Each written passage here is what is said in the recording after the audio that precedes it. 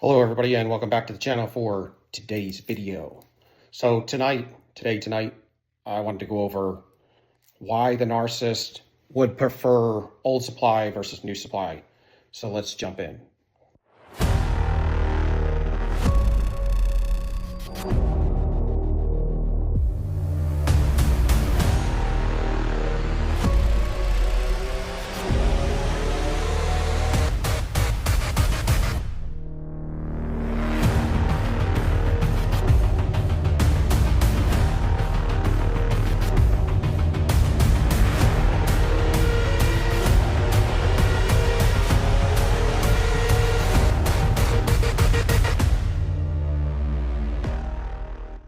When you meet the narcissist for the first time, you're a new source of supply. And that is, you got to look at like the supply sources as experiences. That's how I look at them.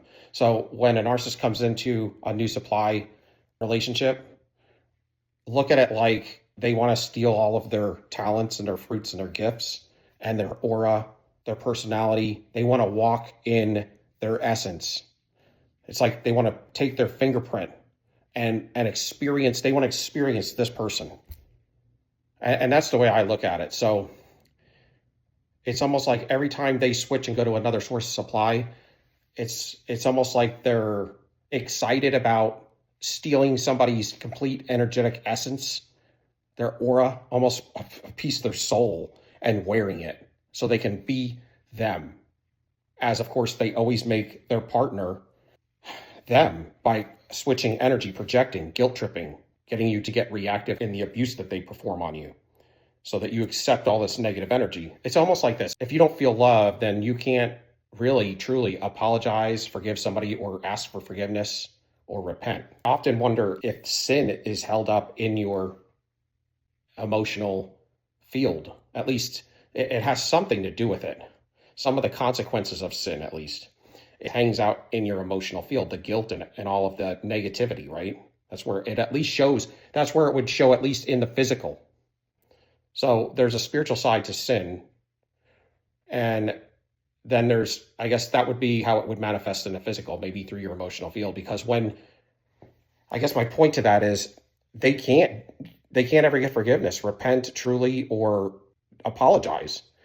And I often feel like we repent, generally speaking, average humanity probably repents or apologizes on a daily basis.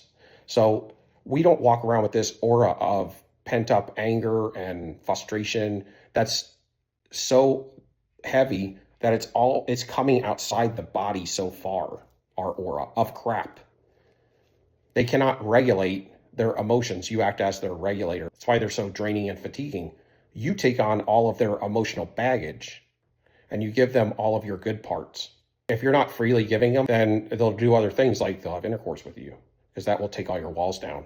Or they will somehow guilt trip you or find a way in strategically to do this.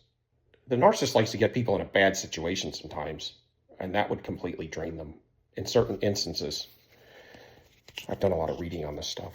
But the thing is the new supply source is a challenge, and it's a new essence for them to wear. But I guess my point was, because they can't get forgiveness of their sins, it just can't, the emotional field of junk is all the way out here.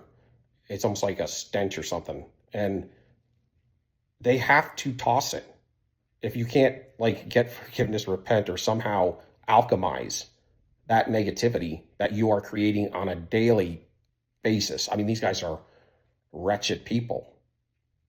And they have to alchemize it, which is get it to dissipate, change it into something, switch it up. But they can't do that because all they can do is evil all the time, always, generally speaking, because they don't have any of the 9 fruits of the Spirit spoken of in the Word, starting with love. So love is the main anchor to the whole 9.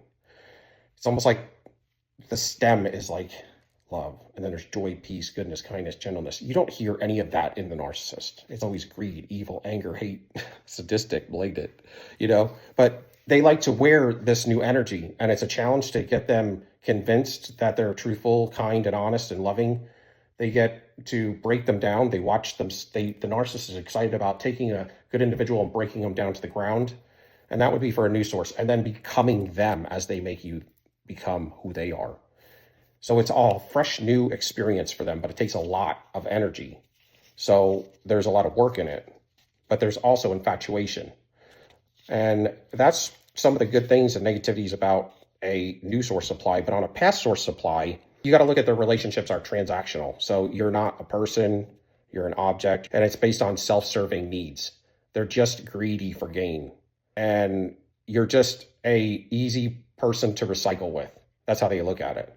And they need those sources. They like those sources, and those sources help them to stay successful or at least stay grounded. Old sources of supply keep them grounded, and they know how to work those sources because they've been with them several times and they know what to expect. You're reliable. You're a reliable source of supply, and they know what kind of supply you're going to give. They know if you're a protector and they need a protector, they know they can come to you. If you're a lover or you truly love and they need emotional support like that, they know they can come to you and get that. And you may have the higher end of this versus somebody else. So they can kind of gauge what they can expect from you. All they got to do is explain to you how they changed.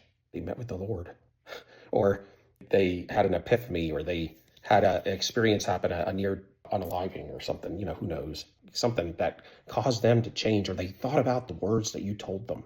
They'll tell you anything as long as they can come back over and over, and they'll always have a new one. It's almost like once they lie, they always have another lie to back up the last lie. Or if they're performing some manipulation, like a scheme, if they're scheming, they'll have a scheming idea, and then when they get caught up with the police or something, right, then they'll switch it up and they'll have plan B.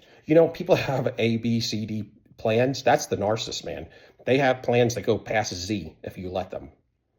And they just keep coming up. It's like doubling down on a lie. They know what to expect. They know what potency of supply. They know how to work you. They know the exact things to tell you to get you in line. And they can reassert their power and control. So that makes them feel, powerful. Makes them feel powerful when they can come back and reassert power and control over your life again, just by saying a few words. That's why you got to follow the actions. And anytime you break a trauma bond, it's not easy. It takes hard work. So it's not going to be something that you're just going to have a click in your head and just be able to just leave them alone. No, you got to kind of force yourself to do that, because you will have some sort of an addiction to it. You're a good backup plan. So that's the other thing. You're a backup plan, and they have to have backup plans. They have many as they can get because they have abandonment issues. So they can never have just one relationship. They can never have monogamy.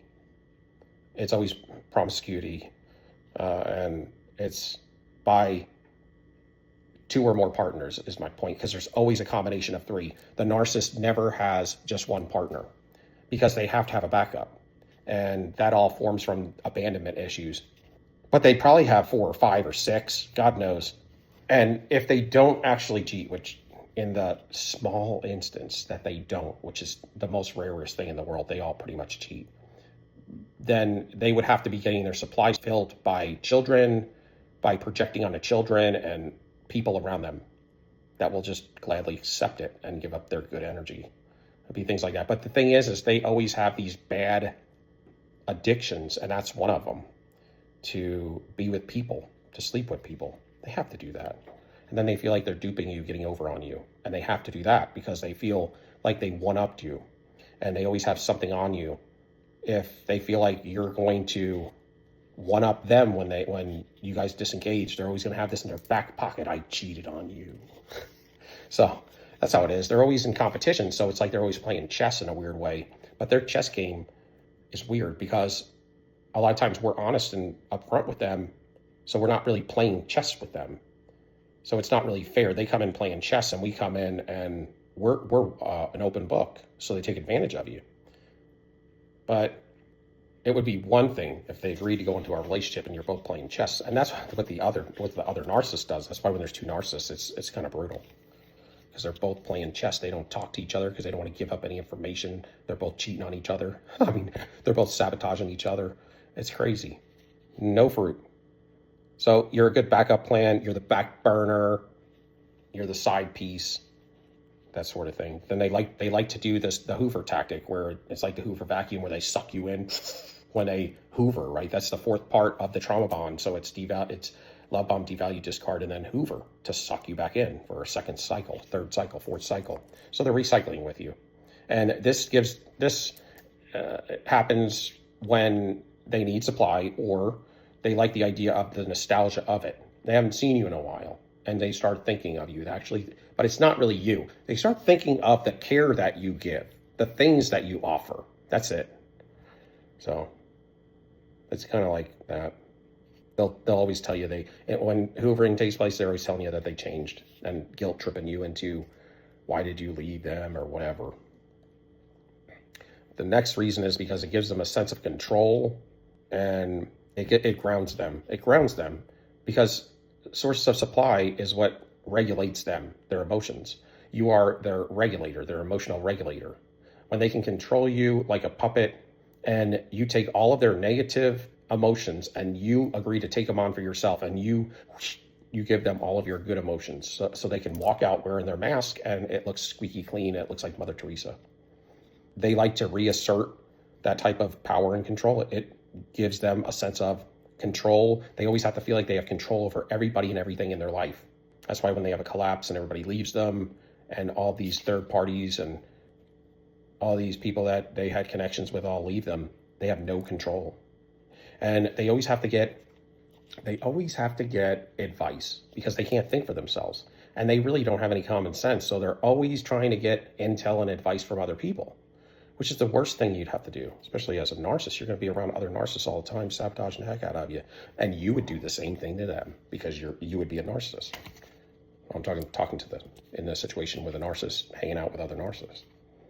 They like to have a triangulation is the other reason. They go back to an old source supply, and then they talk about their past person that they just left. And they'll be like, you're better than them. And they'll be telling this person, oh, my old source that I went back to is way better than you. They treat me better. They take care of me. They give me money, blah, blah, blah. It's all finances or some sort of support. And then the source they just left gets involved, and they're like, either they're going to try and get them back, or they're going to fight for them, or they're going to talk bad about you, and then you're going to talk bad about them. That's the idea. And they can sit back and let you two argue over them. They love that. So triangulation's a big one. They get a lot of supply off of that. It's like you're devaluing each other, and they sit back and get all the energy from it. And they feel wanted, needed. They feel like they're a hot commodity. They're an exclusive. And the next one is they have fear of narcissist injury. So if you were the one to leave them first, then they want to reinstitute power and control over you. So they want to come in, maybe vulnerably, and then once they get in, they're going to assert power and control, and then they're going to break you down and leave you first. That's the plan, to discard you first. And that way they have reasserted power and control, and they hold power and control over you now, and then they leave. And so that's part of the reason why they would go back to an old source supply, because they didn't conquer the old source supply. They look at it like the old source supply conquered them. They don't like that. They don't like losing. They look at it as a big loss, major loss, like they weren't good enough. The narcissist, as they age, the amount of sources of supply that they have, their options, their new sources, they dwindle because they're getting older. They're getting wrinkled. They're getting to where they don't have the energy. They're fatigued. They don't want to wear the mask. So they're just like not wearing it. They're just a devil in front of your face, and they don't care anymore because they're just getting older. And they keep pushing all this trash down in their life. So when you're 20, the trash, you can push it down here, but in your 30s, you're pushing it down from up here. In your 40s, you're pushing it down from up here. In your 50s, it's shooting out of your mouth. You can't hold it back anymore, but they don't ever heal. They just keep perpetuating more and more evil, and it happens quicker and faster, and they have more haters, and they're more of a hater, but they have more people hating on them, but that's to be expected, the things they put us through. And so they decline.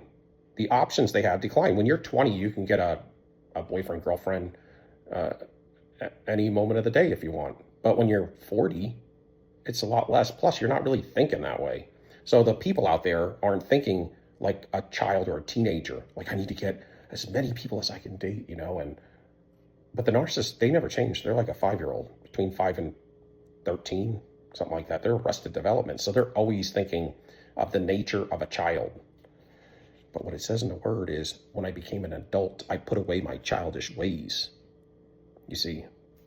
And you're supposed to cleave to your woman, and your woman cleaves to you, so that you can have your own relationship outside of whatever your parents' control is, or whatever their parents' control is. You don't allow that crap. You're an adult. You run things. Y'all run things. It's like 100, 100. You know what I'm saying? Equal reciprocity. Love, love. We're a team. We share the self-esteem. All right. Anyway, it's true though. So, yeah, it declines. They can't get high-grade supplies all the time. They never really could, but if they had looks, they probably could for a while. But, when you get older, it's like you want something with more depth. The narcissist doesn't have depth. They really don't have many ways to conversate, because after a while, once you may feel like you love them, and maybe you did, but you're definitely trauma bonded. So nevertheless, whatever it is, whether it's love or trauma, you're connected to them. So that's there. And that's an unfortunate thing, right? Because they're not good for you. But you'll notice you don't even want to have a conversation with them, because you don't want to get yourself caught up in you might give them information they're going to use against you. So, it's like anything can happen. They're always out to defeat you, conquer you by any means necessary, destroy. They're wrecking balls. They are empathic terminators. That's what they are. They're sent to Earth to terminate empaths. And that's why people like me, people like I am here, because I have been almost terminated like 1,000 times in my life, and I'm tired. I got tired of it, and I didn't know what I was dealing with, and I finally woke up and studied this stuff to the hilt, y'all. It's a spiritual thing more than it ever is a psychological. It shows itself as a psychological issue, but it is a psycho-spiritual problem. Let's put it to you like that. So yeah, you got to look at them like the past, or relationships are not relationships. They're transactional. And you're not a person. You're more of an object that offers an experience. That's how I could put it. Your experience is the fuel that you give. That's the supply that you give them. And you will eventually run out of supply, because they're insatiable, and you don't generate supply forever off of nothing without getting reciprocity. They're always drainers. Just being in the room with them is draining you.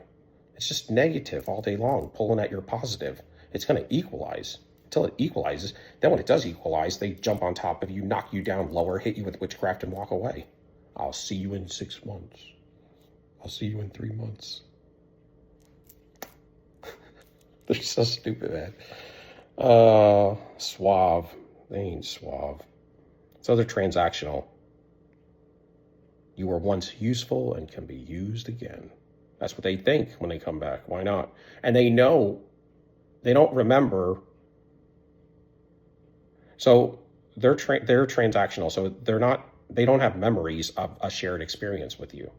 They're more transactional. So it's just, they remember each and every transaction. It's like, man, I gave them this and they gave me all that. That was awesome. I'm going to go over there and do that again. It's like a swap meet for them. And they're always trading intercourse, because that's free. That's what they think. Oh, I can just sell my body. It's free. It's supposed to be the thing you cherish the most. And I know we all haven't for a lot of times in our life, but they don't miss the old source of supply. They don't miss the old source of supply for the uniqueness of the person. What they miss is the uniqueness of what you have to offer. So if you're high-end supply, it's because you offer something exclusive. You have maybe the amount of energy you can supply, and the quickness of regenerating, being a generator to regenerate, re-up that, so they could stay longer and be more successful, or come back quicker.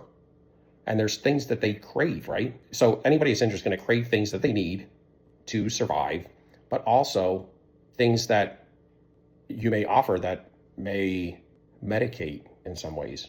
Maybe your love medicates their wounds, like you know how to care for them. You're their caretaker. That's what you're a caretaker.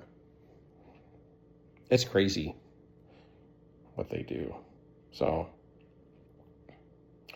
yeah, and then the old supply, when they find a new source supply, it's like they idolize them, or there's an idealization. that goes on. And that's where the infatuation is you're the ideal person for me, and you're going to solve all my problems. That's what the narcissist, every time they meet a new source of supply.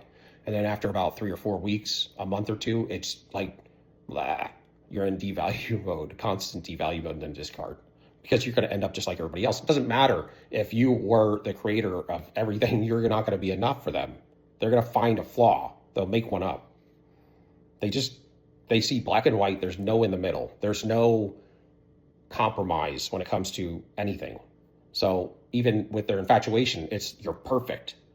They love you, whatever. It's infatuation. They call it love. They're infatuated with you, and you're perfect, and you're going to solve all their problems. That's why it's like you're almost like an idol to them. Idealization is very close to, you're not just the ideal person, but you're like an idol to them, because you're going to be their new, this is weird, I don't even like saying it, but you're going to be like their new deity, because you're going to fix everything in their life. Which, if that new supply source was told that's what the narcissist is originally thinking, you'd be like, oh, heck no, I can't do that. But this is what they think in their head. This is the fantasy, you see. So when they come back to an old source of supply, that's not really there anymore. The infatuation is not the same, unless like you have really leveled up in so many, or changed in many areas, or they haven't seen you in a long time and things are way different. Then they may go back into re-idolization again, where it's brand new again. But typically they're coming back and recycling you every 3 months, every 4 or 5 months, and you haven't really changed at all. I mean, the typical person, maybe a little, maybe you got worse because of what they're doing to you to hurt you, all the injuries they're causing. They're throwing all their injuries onto you and walking away with your health. That's what they're doing. You're wondering why you're fatigued, you have no creativity, you can't think, you're clouded up, you have no intuition, you can't even talk to God. It's like everything is cut off spiritually. You're an ego yourself. So it's self-serving to supply their ego with a boost. You got to boost that ego up all the time because it's fake. If they were in their genuine real self, they could generate from inside. They could use their own generator instead of using ours. And we were too nice. We were taught to do this in the immediate family for somebody, a narcissist or something, a narcissist. And then when you leave the family, if you're a scapegoat or a black sheep, you're going to do it for them. And they see it a mile away. Fresh meat. They know how to take you down. That's why I'm here. Because people like me we want to learn this stuff and become spiritual gangsters so that we can help people out there. We got to equalize and balance this out, y'all. Because if it keeps going the way it is, and it's still a hidden secret to everybody the way these people work, this Earth's not going to last long. It'll be destroyed in a minute. I mean, really, it's not going to take much longer.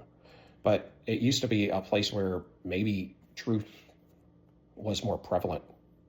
And every year it's getting worse and worse, and the only answer is more police. And that shouldn't be the case. But we're not addressing these issues, and we don't have any strategies to combat it. I mean, nobody even knows narcissism exists. For the most part, outside of the overt narcissist, people don't even know what it is. They can never detect it until they're headlong in it. So anyway, those are the different things that establish them going back to an old supply. When they're lazy, they don't want to put the work in for a new source supply. They're going to go back to an old source supply because it's like, I just tell them I changed. Then they're going to hug me, love me, feed me, buy me things, let me stay. If you needed a place to stay, I'll stay over, and it'll be a rest area. It's almost like somebody who's like an addict, right, of substances. And let's say they're living on the street because they're so bad with it. They were able to come to a nice home and get 3 hots and a cot, maybe some antibiotics, get their sugar right, maybe you were hypoglycemic, maybe you were dehydrated, maybe you're sunburnt. So take a shower, put a couple dollars in your pocket, or whatever, get some change, and suck off some good fuel. And then they're like, it's almost like that. It's like you're a rest area. So now, all right, now I feel good. I feel, like I feel physically fit now to go out there and perform more havoc on people. I'll see you later. But that's how it is. So anyway, that's the deal. Till next time, soldier up. Love y'all. Peace. We out.